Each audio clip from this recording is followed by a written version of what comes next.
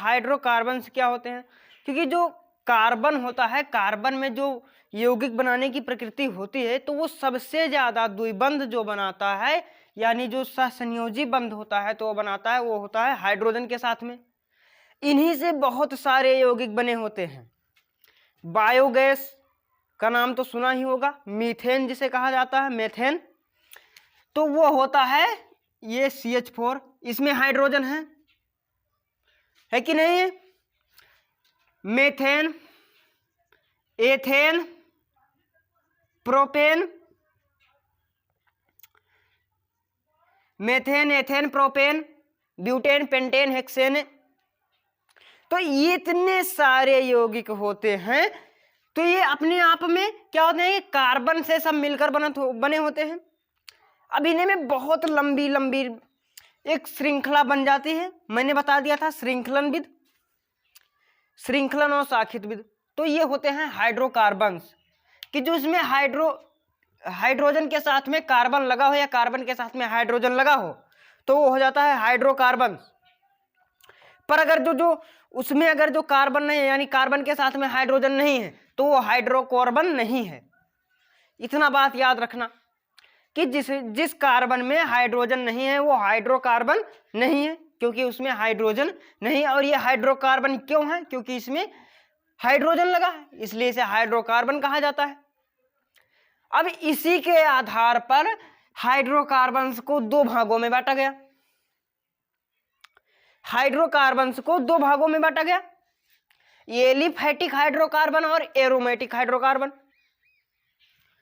क्या कहा? इतना समझ में आ गया ना? जिन बच्चों को समझ में ना आया हो वो कमेंट कर दे। हाइड्रोकार्बन्स दो भाग में बट गया, एलिफैटिक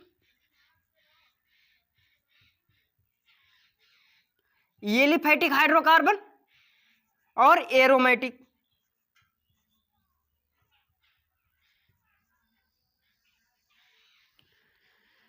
एलिफैटिक हाइड्रोकार्बन वो होते हैं जिनमें कार्बन कार्बन के बीच में केवल सिंगल बॉन्ड लगा होता है। और इस सिंगल बॉन्ड आप लोग समझ गए होंगे, मैंने कल बताया था, जो कार्बन कार्बन के बीच में इलेक्ट्रॉनों का सिर्फ एक इलेक्ट्रॉनों का साझा होता है, तो वो होते हैं सिंगल बॉन्ड। और इनमें जब ये लगा होता है, एलिफैटिक हाइड्रोकार्बन को पैराफिन भी कहा जाता है, पैराफिन हाइड्रोकार्बन, पैराफिन या फिर एल्केन। इनके तीन नाम है, एलिफैटिक, पैराफिन और एल्केन, ये होते हैं इनके तीन नाम। अब जो एरोमेटिक होता है तो 6 कार्बन की जो एक चक्रीय होती है, चक्रीय संरचना द्विबंध युक्त, जैसे बेंजीन C6H6 फॉर एग्जाम्पल, ये C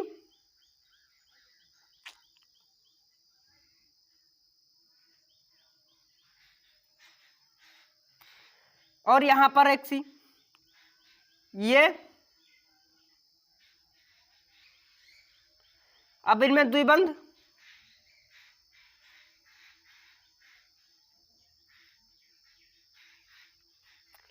ठीक। तब ये हो गए C6H6।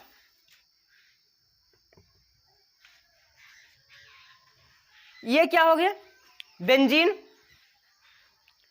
तो ये पूरा का पूरा होता है बेंजीन। अब ये क्यों है बेंजीन? क्योंकि ये इसे कहा जाता है एरोमेटिक हाइड्रोकार्बन्स। तो ये है एरोमेटिक हाइड्रोकार्बन्स। अब यहाँ पर कुछ हाइड्रोकार्बन्स के जो मेन होते हैं, यानी जरूरी कंपाउंड्स होते हैं, उनके स्ट्रक्चर भी उनके दिखाए जाते हैं। स्ट्रक्चर के बारे में, तो अगर जो किसी भी हाइड्रोकार्बन है तो उसका एक स्ट्रक्चरल रूप होता है, जिसे हम कहते हैं इलेक्ट्रॉन डॉट स्ट्रक्चर। अब अगर जो हम मान लें कि मेथेन का स्ट्रक्चर, मेथेन CH4 जिसे कहा जाता है मेथेन, तो उसका स्ट्रक्चर इस तरह होगा।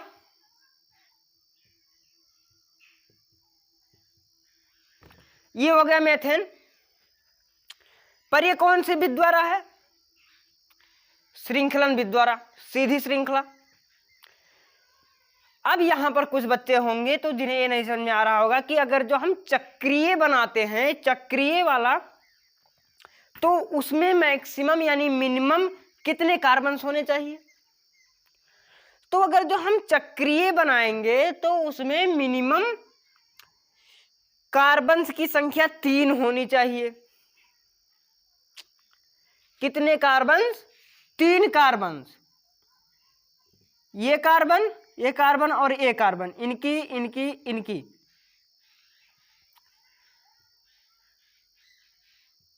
AH AH।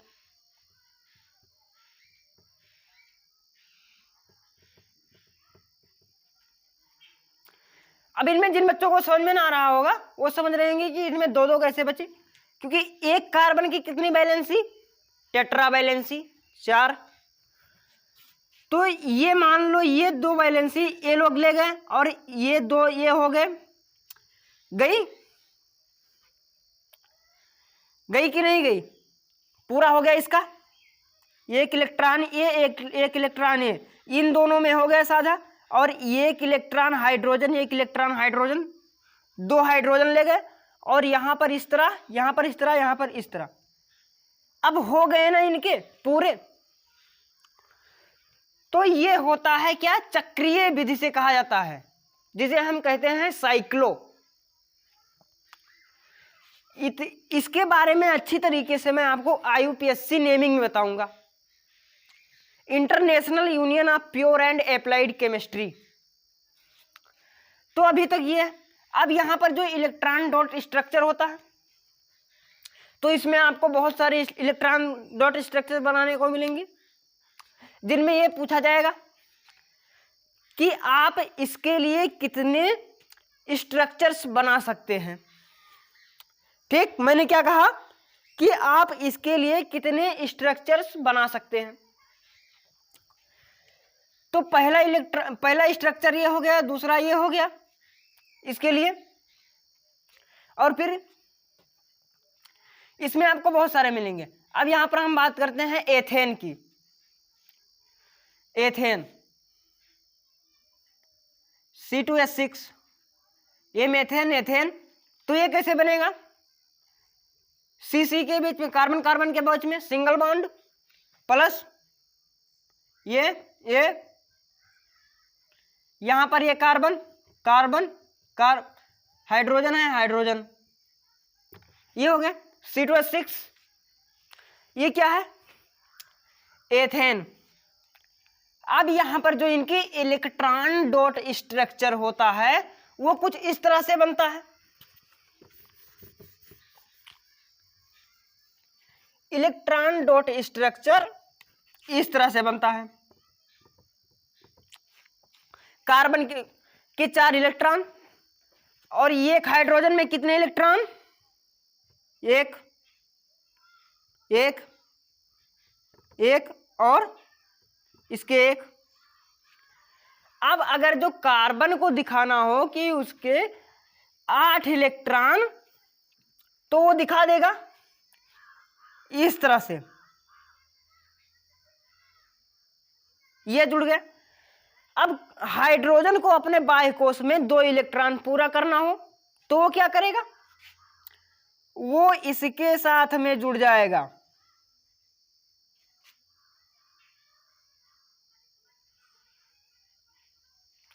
ये होता है इलेक्ट्रॉन डॉट स्ट्रक्चर, जिसे हम कहते हैं स्ट्रक्चरल फार्मूला,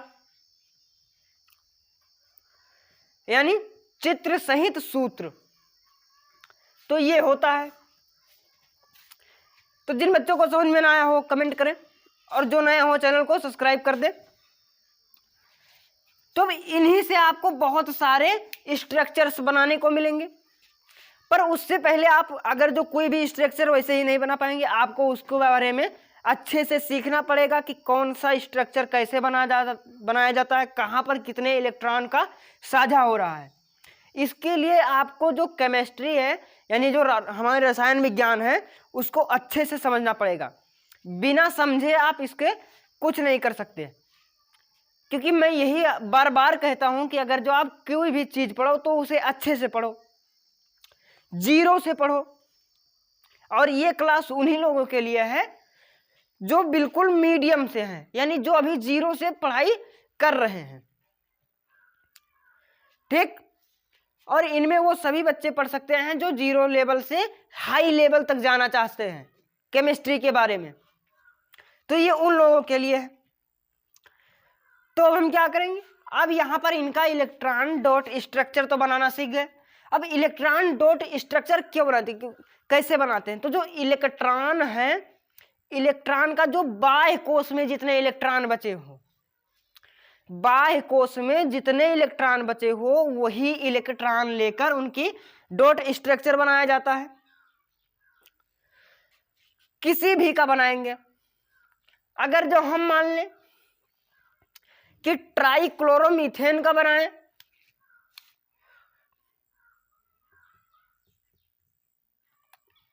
इसका बनाएं CHCl3, तो इसका अगर जो हमें बनाना है इलेक्ट्रॉन डॉट स्ट्रक्चर तो वो भी इसी तरह बनेगा। कार्बन के बाह्य कोश में कितने इलेक्ट्रॉन, अब यहां पर आप लोग भटको ना, यहां पर ये देख लो कार्बन कितने नंबर पर, 6 नंबर से, और इसके पहले कोश फुल, और पी में मैक्सिमम कितने इलेक्ट्रॉन रख सकते हैं, बोलो। SPDF 4 कोश हैं ये, S कोश में 2 इलेक्ट्रॉन, P कोश में 6 इलेक्ट्रॉन, और D कोश में 10 इलेक्ट्रॉन, और F कोश में 14 इलेक्ट्रॉन होते हैं। तो P कोश में 6 इलेक्ट्रॉन पूरा करने के लिए, अब यहां पर इसका पहला कोश यस वाला कोश में से इसमें से 2 इलेक्ट्रॉन इसमें चले गए, बाकी कितने बचे, 4 इलेक्ट्रॉन्स। तो 4 इलेक्ट्रॉन्स इसके कहां जाएंगे, पी कोश में।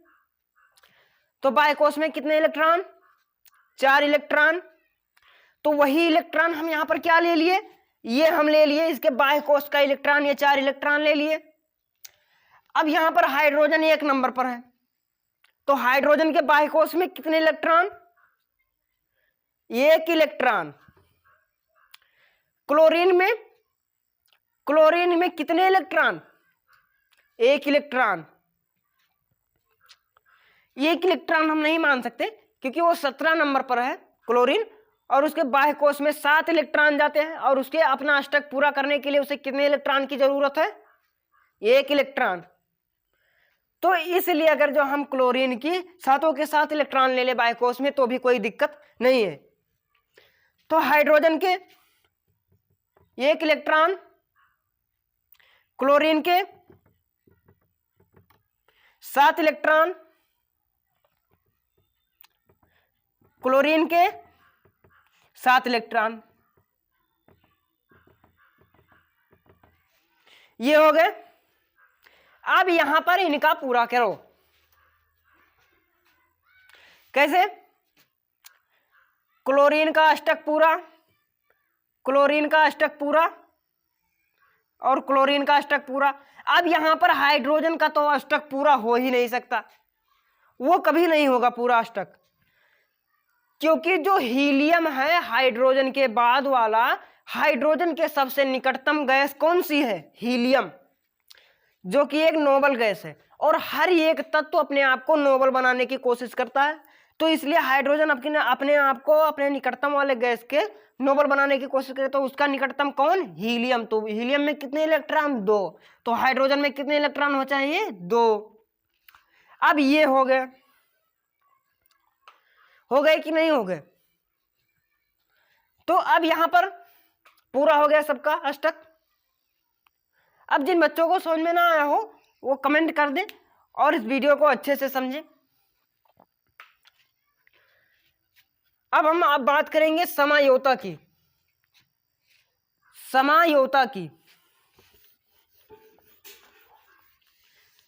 आइसोमेरिज्म।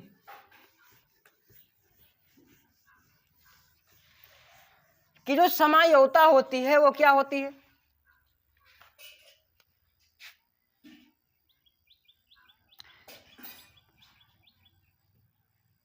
समझौता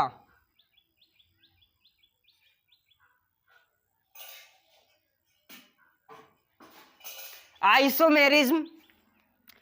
तो ये जो समझौता होती है, समझौता पूछने से पहले मैं आप लोगों को क्वेश्चन देता हूं, उसका आंसर आप लोगों को कमेंट करना है।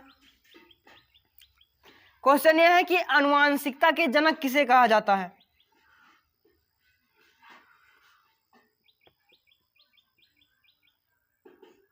आनुवांशिकता के जनक कौन हैं?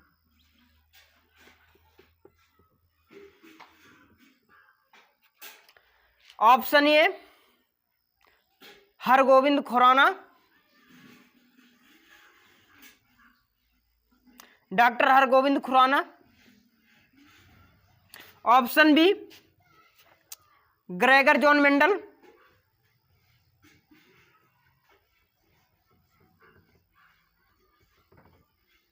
Option C C V Raman.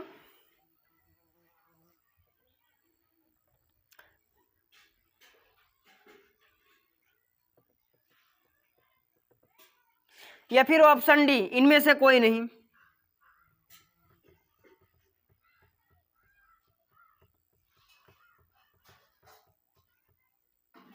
इसका आंसर आप लोगों को कमेंट करना है। आनुवांशिकता के जनक कौन है? Option A Hargovind Khorana, option B Gregor John Mendel, option C C V Raman और ऑप्शन डी इनमें से कोई नहीं। चलिए तब हम बात करते हैं आइसोमेरिज्म की। आइसोमेरिज्म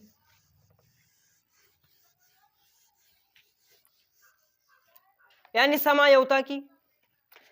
तो जो समझौता है, तो समझौता वह होते हैं जिनके आणविक सूत्र तो समान होते हैं, लेकिन जो स्ट्रक्चरल फार्मूला है यानी रचनात्मक सूत्र भिन्न हो जाते हैं, और ये समझौता कहलाती है। और वो यौगिक समावयवी यौगिक कहलाते हैं कि जिनके आणविक अणु सूत्र, अब ये क्या है? इसे हम कहते हैं अणु सूत्र, कि इनके अणुओं को ध्यान में रखा गया है। कार्बन का एक अणु और हाइड्रोजन के 4 अणु, तो ये क्या है? अणु ही है ना। तब इन्हें, अब फिर हम बात करते हैं, ये तो समान होते हैं, लेकिन इनके जो स्ट्रक्चर यानी रचनात्मक सूत्र वो भिन्न हो जाता है, और उनके केमिकल प्रॉपर्टी और फिजिकल प्रॉपर्टी में भी थोड़ा चेंजेस आ जाते हैं। तो फॉर एग्जांपल अब यहां पर देख लीजिए, ब्यूटेन को C4H10,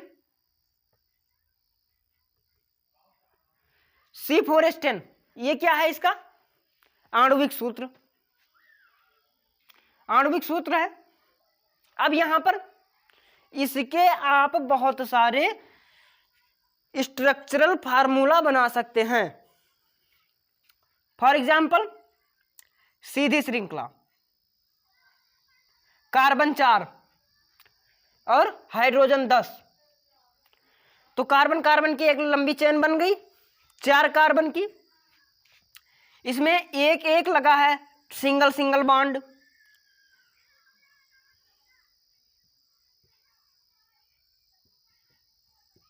हाइड्रोजन और हाइड्रोजन। अब यहां पर ये तो पहला स्ट्रक्चर हो गया। अब हम इसी में और स्ट्रक्चर भी बना सकते हैं।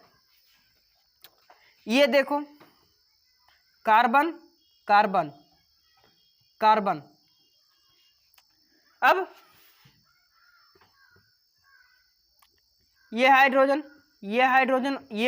और ये हाइड्रोजन। अब ये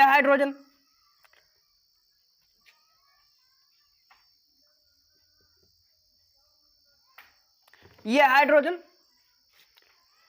ये हो गए, ये स्ट्रक्चर बना। देखो, ये सीधी श्रृंखला हो गई और ये शाखित श्रृंखला हो गई। और इस श्रृंखलन विधि में हमने आपको इससे पहले वाले वीडियो में बताया था कि श्रृंखलाएं यानी जो सीरीज होती हैं वो दो तरह से मिल जाती हैं। सीरीज दो तरह से बन जाती हैं, श्रृंखलन और शाखित। तो ये शाखित श्रृंखला है और ये सीधी श्रृंखला है। अब इसी तरह इनके और भी हम बना सकते हैं, जैसे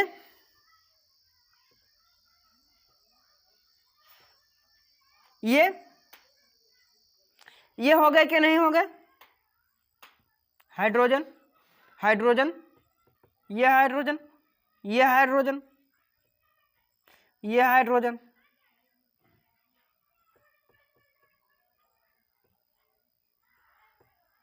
हो गए कितने, हो गए कि नहीं हो गए। देखो इसका जो आणविक सूत्र है C4H10 है वो तो सेम ही है। अब यहां पर बच्चे गिन लें कि यहां पर कार्बन 4 है, हाइड्रोजन 10 है कि नहीं है। अब यहां पर भी देख लो, कार्बन 4 हाइड्रोजन 10, यहां पर भी कार्बन 4 हाइड्रोजन 10। तो इनमें हमें फर्क क्या मिला, इनसे हमें फर्क मिला ये कि जो इनके क्या है आणविक सूत्र तो वही है सेम, और इनकी स्ट्रक्चरल फार्मूला अलग अलग हो गए। तो ये पूरा का पूरा क्या कहलाती है, समयोता, और ये समयोगी यौगिक कभी कहलाते हैं। अब हम आगे पढ़ेंगे IUPAC नेमिंग के बारे में।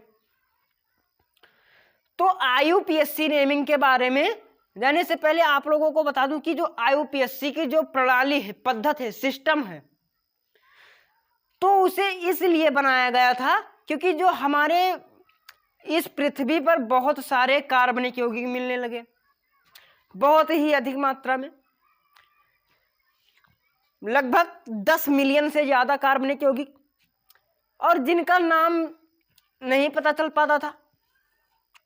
तो उन्होंने कार्बनिक यौगिकों का नाम जानने के लिए एक प्रणाली निकाली, सिस्टम निकाला, जिसे हम कहा जाते हैं, शुरू में तो निकला था जेनेवा पद्धति, जेनेवा सिस्टम, उसके बाद में निकला IUPAC सिस्टम। तो इसमें क्या हुआ, IUPAC सिस्टम में ये हुआ कि जो आज भी कुछ ऐसे यौगिक मिले हैं जिनका नाम याद रखना बहुत ही मुश्किल है। तो इसलिए इनके लिए IUPAC पद्धति का नामांकन किया गया, क्योंकि जो IUPAC पद्धति यानी IUPAC सिस्टम है, तो उसके अंतर्गत जो कार्बनिक कंपाउंड है यानी ऑर्गेनिक कंपाउंड है, तो उनका नामांकन किया जाता है। फॉर एग्जाम्पल अभी क्या है, ब्यूटेन है। अब अगर जो यहीं पर बहुत सारे, अगर जो मैं बात कर रहा हूं यहां पर इतने सारे कार्बन का, इतना बड़ा कार्बन का पूरा एक लंबी चेन मिल गया, तो इसका भी तो नामांकन किया जाता है, नामांकन किया जाएगा। जहां जहां पर इतने सारे कोने हैं, घुमाव हैं, वहां पर हर एक जगह एक कार्बन लगा होता है। कार्बन कार्बन के बीच में सिंगल बॉन्ड इस समय लगा है। कितने कार्बन हो गए, 1 2 3 4 5 6 7 8 9 10 11 12 13 14 15 16 17 18 कार्बन, और एक यहां पर 19 कार्बन। तो अब यहां पर मान लो ये 4 कार्बन था, तो इसका नाम ब्यूटेन हो गया। अब यहां पर जब ये 19 कार्बन है, तब इन्हें हम क्या कहेंगे, ब्यूटेन है, तो इसे हम कहेंगे नोक्ड डेकेन, क्योंकि 10 के लिए डेका का प्रयोग किया जाता है। Mono di tri tetra penta hexa hepta octa nona deca, octa nano deca. तो ये 10 से ऊपर है, और 19 9, तो ये हो गए नैनो डेकेन। तो हम बात करेंगे IUPAC पद्धति के बारे में। तो जय हिंद।